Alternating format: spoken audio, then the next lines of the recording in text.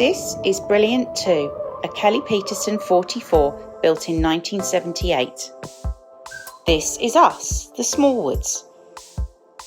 And this is the story of our long overdue boat refit. Wait, this is the story of a mid-refit sailing adventure. Welcome along for the ride.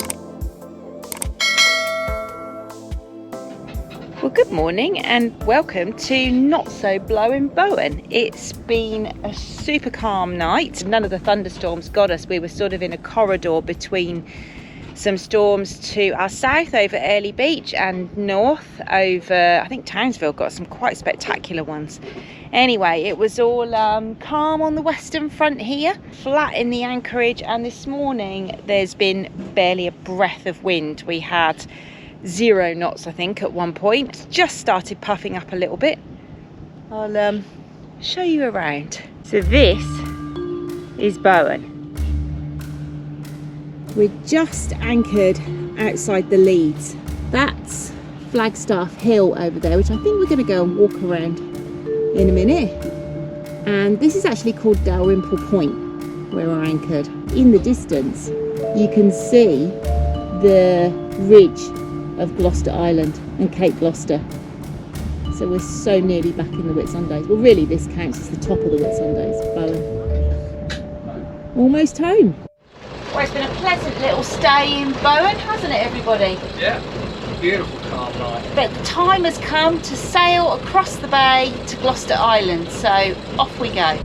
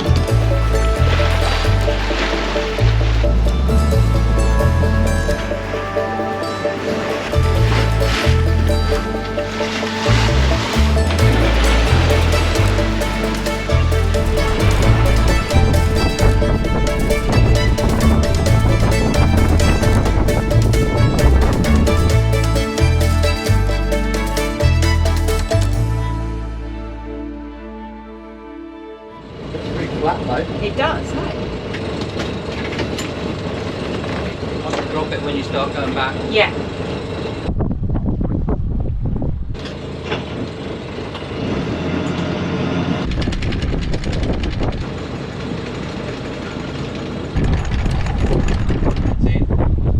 Phew. It's always a bit stressful anchoring somewhere that you've never been to before and the conditions are just that little bit tricky, and you know, you've got current here and shallows and wind coming from an unusual direction. Anyway, fingers crossed, touch wood, all that. Dropping anchor under the lee of Gloucester Island pretty much marked the end of our summer sailing adventure. We didn't film the last leg through familiar waters back to Port of Early, choosing instead to just enjoy these final precious moments of family time afloat before returning to school, work and of course more boat work. We also had time to reflect on the voyage, a trip in many ways we weren't supposed to take. We're attempting to go north in summer, which is either crazy or will work. We'll see. With this having been Australia's 3rd consecutive La Niña year, conditions were always going to be challenging, and it was no surprise to see the weather play such a focal part. The wonderful weather! We've got some interesting weather. The weather has turned against us now. Ah, what a week of weather it's been. What year of weather it's been. At this time of year, the weather is particularly challenging. That's part and parcel of the challenge of sailing the coast at this time of year. It was hot. Really hot and sweaty. And it was wet. We're sailing through lots of little rain squalls. This is the rain radar. It's raining again. Who needs water world? Raindrops keep falling on my head. Getting a bit dripped on here. It's raining. And there was the odd thunderstorm.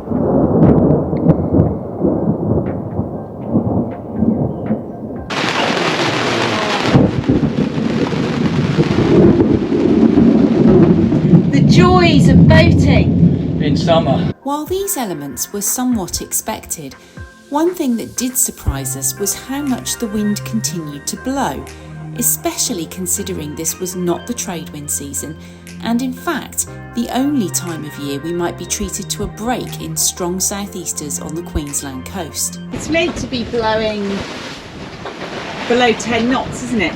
Variable to 10 knots, but it's not. The wind's been howling out there, been blown to smithereens. Lovely day for a sail.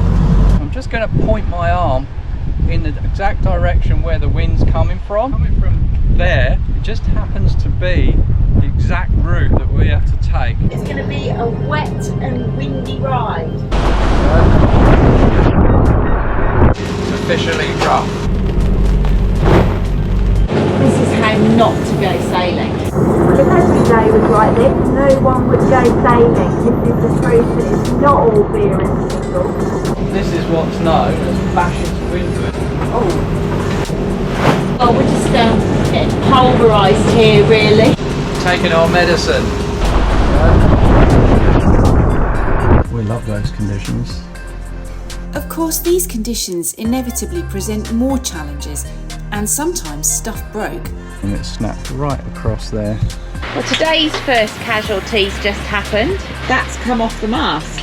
We also had days when reef navigation was tough. No, turn right. That was 2 metres on the plotter.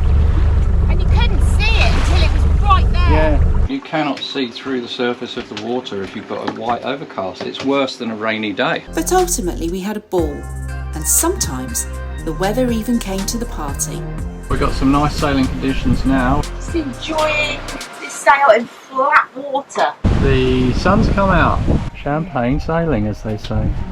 Current conditions.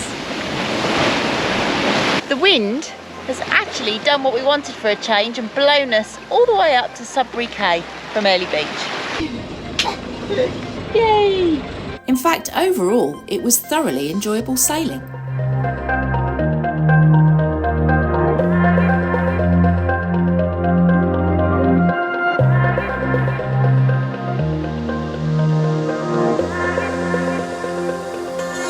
On many of the days when we made passages in stronger winds, we revelled in rip-roaring rides, surfing down waves and getting a kick out of reaching new top speeds. 11.2, trucking along. It's going to be a rip-roaring ride. 11.2 knots with Yeah, this it was flying. On a boat we believe is brilliant by nature as well as by name, we appreciated being able to do this in perfect comfort, rarely feeling overpowered. It's quite a smooth ride. Oh, I love this. I could just sit and look at the sea all day. On the occasions when the wind did drop, we got to experience the joys of light air sailing, making the most of our favourite sail, the Code Zero, and sometimes pole dancing with either twin headsails or the main and Genoa wing on wing. Cruising the North Queensland coast in the off-season meant having the anchorages mostly to ourselves, or at least not having to worry about jostling for space with the swelling number of seasonal sailors who migrate north and south at the same time as the humpback whales. As for those anchorages, what a great bunch of destinations they were. There was Orpheus Island with its beautiful beaches, rugged landscape, old shepherd's cottage and exotic fish. There was Sudbury Quay, where for one glorious evening we were the only people on this speck of sand in the Great Barrier Reef, toasting our boat and our voyage while watching the sun set over mainland Australia. There was even smaller Vlasov Quay, where we got to spend a night long after the tourist helicopters had flown home. And Green Island, an incredible jewel on the GBR and the only one of its coral cays with an interior rainforest and associated bird life. For a landlubber's fix, and of course when we needed to shelter from another blow, there was Cairns, the tropical city with nightlife, a vibrant food scene, nearby tablelands, thick rainforest and spectacular natural attractions like giant fig trees and tumbling waterfalls. Or Magnetic Island, with its welcoming marina and local population of not just humans, but also wallabies and koalas in abundance. Oh, and who can forget the cane toads?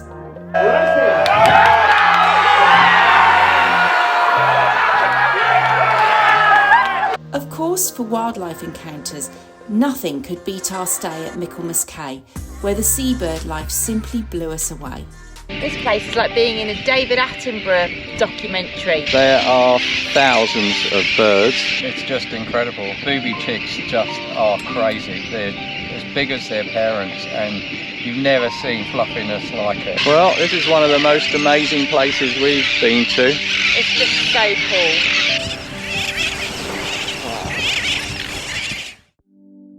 Underwater, it was equally mind-blowing. This was, after all, one of the 7 natural wonders of the world, the Great Barrier Reef.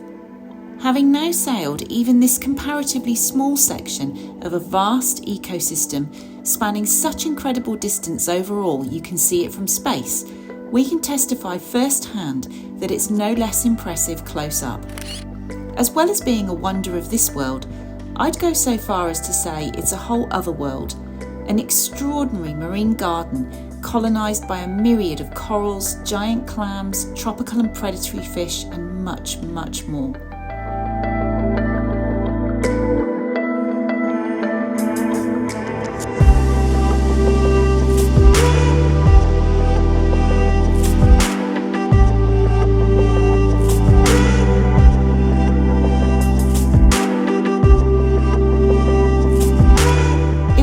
To be able to learn about the science behind it all at the James Cook University Research Centre on Orpheus Island, and as a family to take other opportunities for learning along our journey. There were the World War II fortifications on Magnetic Island that taught us about Queensland's role in a global conflict and Australia's answer to coastal defence. There was the more recent and peaceful history of Green Island, with its once groundbreaking underwater observatory and aquarium, and of course, now famous crocodilian guests. There was the dark past of Phantom Island, where we uncovered the sordid secrets of Australia's adaptation on racial segregation and learned that in this abandoned Indigenous leper colony, living conditions had been just a step away from death. Heavier lessons aside, there had in fact been something for all of us on this trip. From the Tank Museum in Cairns for Josh, to the fishing opportunities for Julian, and the cars we'd hired for land-based exploration along the way, there was always a new adventure to be had. There was never a dull moment on an island hike, whether it was natural or man-made attractions we ran into on the way, or regardless of the state of the track.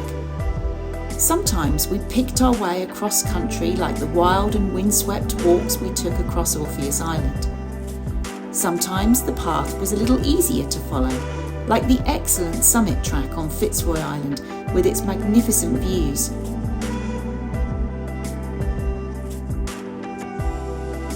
We found National Park's walks on Magnetic Island to be equally high quality, whether it was the well-known Forts Walk or any of the island's other trails and lookouts. If you've been following this series of videos, you'll know not all of the small woods are overly enthusiastic about hiking. Everyone loves me for taking them on a walk. I haven't even had a coffee. We've never done this walk before. You having fun? And this is Josh at the end of the hike.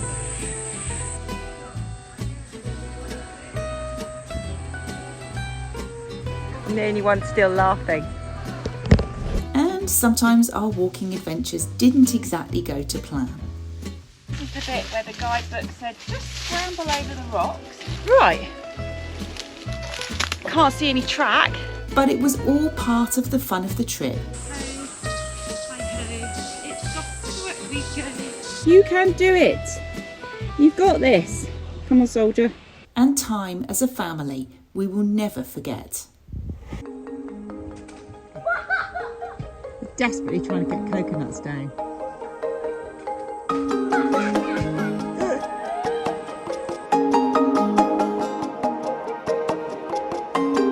No, we should have done. What?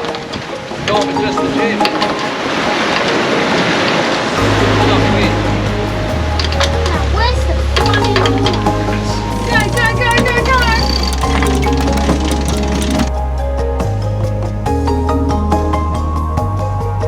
a dull moment.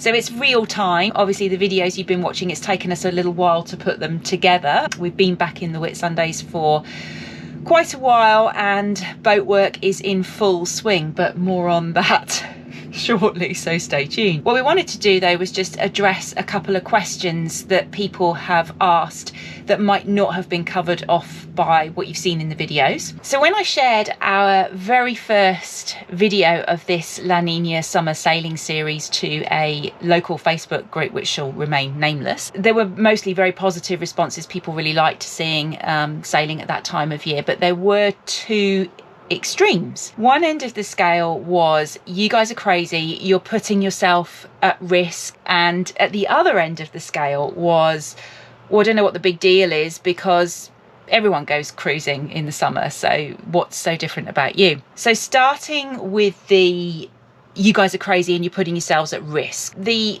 main reason for that point of view is the weather. Well, the chance of cyclones. Cyclones is the elephant in the room. From November to March is technically the Australian cyclone season, and that's our summer. Every year there's a certain number that are predicted to cross the coast. Obviously they're a huge risk If you get caught in one. I think the way that I would answer that in terms of the risk you're taking is, number one, we live in the cyclone belt. We're in the Whitsundays. It is firmly in the tropics. That's our home. We are insured to be here.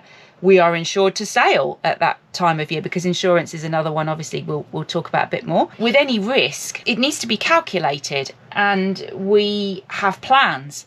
Usually not just one plan. When I say plans, I mean in the plural. So plan A, B, C, D, and sometimes X, Y, and Z. We watched the weather, and for that we had Iridium Go, but we also had Starlink. And we were one of the very early adopters of Starlink. We actually had our system, unfortunately, just before they went on a special offer in Australia. So that was bad timing on our part. But we had to, because we knew we were planning this trip and we wanted to make sure that we got it up and running. The point being that connectivity and being able to... You need to be able to get your forecasts every morning. Yes. If a cyclone crosses the coast and it's coming towards you, you usually get about 3 or 4 days warning, and we were never more than a day away from a safe haven. Between here and Cairns, there are several safe cyclone havens. Wherever we were, we would have been able to make it to Cairns or back to Airlie Beach in the 48-hour warning that you'll get. You know, the alarm bells really go off if they expect something within 48 hours, and we would have been able to hightail it into a safe haven within that time. But that relies on you getting the information you need, and some of the places we were heading to out in the outer reef, you don't get any VHF contact with the shore-based stations. Because of the level of passage planning, I suppose, that we'd done in advance, we would know exactly where the nearest bolt holes were and how long it would take us to get to other suitable bolt holes. With a cyclone, you can either run or you can hide, and we would be able to make the best decision as to which of those options we took at any stage in our cruise. For hiding, you would look at marinas that are cyclone rated, that you feel comfortable being in, and you'd also look at things like mangrove creeks. Mangrove creeks actually being the safest place to be, funnily enough, but it's just uncomfortable to be in there. You hardly get any wind down there, and you tie the boat off to mangrove trees on the bank. The worst thing is the insects. Marinas are not fail-safe. You don't know for sure that you're going to go into a marina and be fine in a cyclone, even if it is cyclone rated. I mean, we went through Cyclone Debbie, which actually hit Airlie Beach 6 years ago now, and our boat was in our regular marina and we sustained some damage. There were boats sunk in those marinas. That's true. Yeah, there were boats sunk and there was a hell of a lot of damage. Those are your options, run and hide. There's pros and cons with both. Obviously, this is another thing that needs to be addressed, and that's insurance. Some people don't get insurance, or they say that their insurance doesn't cover them above a certain parallel. Yep. And that's often the Tropic of Capricorn, which we're way above. We live way above that. I guess if it's something that you want to do during the summer season, you need to be talking to your insurance company, and we certainly were, because we let them know that we were going to be going cruising. And for the first time, we actually had a limit on as far north as we could go. And it wasn't just us, it was everybody with our insurer. And that was around about Cape Tribulation, I think, which is just past Cairns, north of Cairns. Now, if we had the inclination to go further north than that, we could have gone further north than that and been insured. We would have just had to make a call to them and to approve it. And our deductible would have gone up, doubled. Yes, doubled. So again, it's a calculated risk, and these are all things that different people have different levels of tolerance to. We can't tell anybody else to do what we did, because other people might not have the same risk tolerances as we have, or be comfortable with making the same sorts of plans that we did. But we felt prepared. We felt like we had several options out if we needed to, and we were fine with that. At the other end of the scale, we obviously had the people who said, oh, well, what's the big deal? Everyone's doing it. Well, they're not, I can assure you. Not. Because if they were, where were all the boats? Yeah, there was no one out No, there. most of the anchorages that we went to in between the Whitsundays and Cairns, and bear in mind that Cairns is a city, they were empty. It was fantastic. We would find just maybe a handful of boats every now and again. Often we were the only boat, particularly on the way up.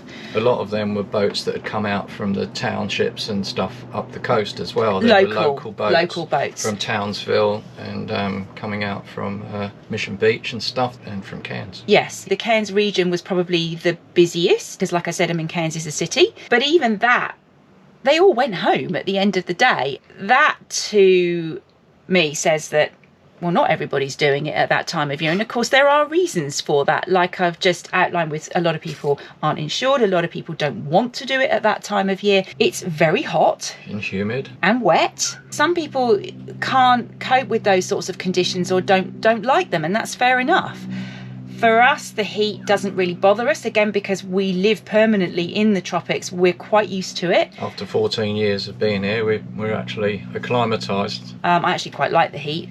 Remember, we were born in England where it wasn't that hot. The rain can be a plus or a minus depending on how you look at it. I mean, we didn't have to run our water maker very often. And it's a cool break. Yes. The rain and the mist and the odd thunderstorm. Yeah, the thunderstorms actually weren't as bad as they can be in the southern regions at that time of year. We've had much worse thunderstorms around the whole Bundaberg region. I remember there being a lot of thunderstorms there when we were based there for a while. In Sydney, I've had probably one of the worst storms that we ever... Really scary. Yeah, lightning bolts the size of tree trunks hitting the water in front of us as we were coming into Pittwater, which is just north of Sydney Harbour. So we didn't really face any weather that was more threatening than anything anywhere else these days. But of course, again, it's the risk tolerance, it's preference, it's those sorts of things. Solar, I think, was a bit of a plus because, yes, you get cloudy days, but the days are a lot longer in the summer months. So when we were passage making as well, it was great because you do sort of tend to day sail up this coast. Well, you can day sail all the way. We never did an overnight. No, there's so many places to stop in that if you've got the time, why would you run for it? But there can be some long legs. Yeah, dawn to dusk legs. It's good to have that extra light. You can be leaving just on light and you can be arriving at light still, which is really important. Yeah, those are all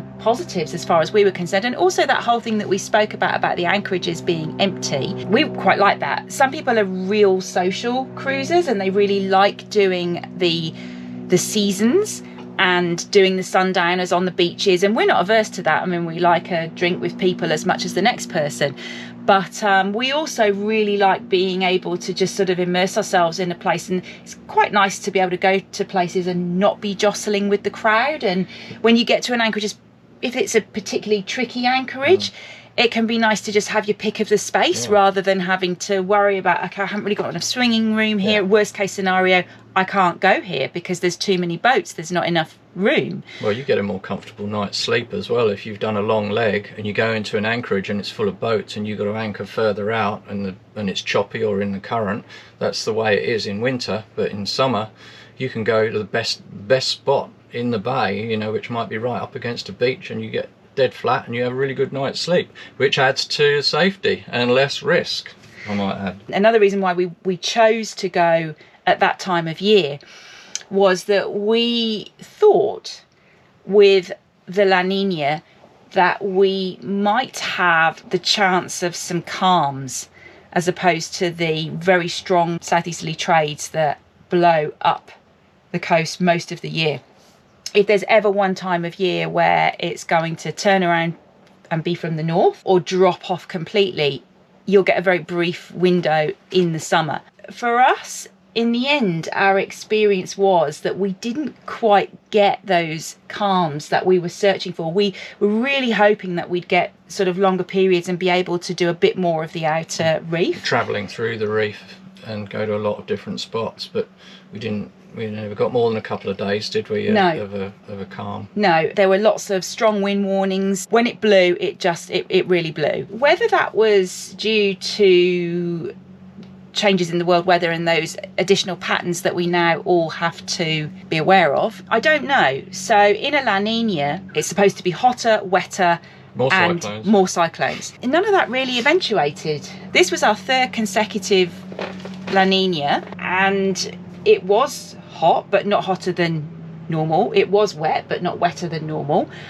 And there was not one single cyclone to cross the coast of Queensland. Maybe it's the new norm. I don't know. So what does that mean for this year? Well, this year is an El Nino. It's meant to be hotter, drier, and there's less chance of cyclones. But again, who knows? We didn't get the typical patterns that you're meant to get with a La Niña. So what will happen this year, I think, is anyone's guess. Well, this is a whole other subject, and it's happening around the world. The weather's just changing everywhere, and so you either just cope with the weather and be prepared to cope with whatever the weather can throw at you, and just go and do it. So anyway, I hope that's answered any questions that we might not have covered off in the videos, and if not, if there's something else you'd like to know, then just pop the question in the comments on YouTube and we'll try and answer anyway. So thank you very much for watching as always, and if you want to see more boat refit work then stay tuned.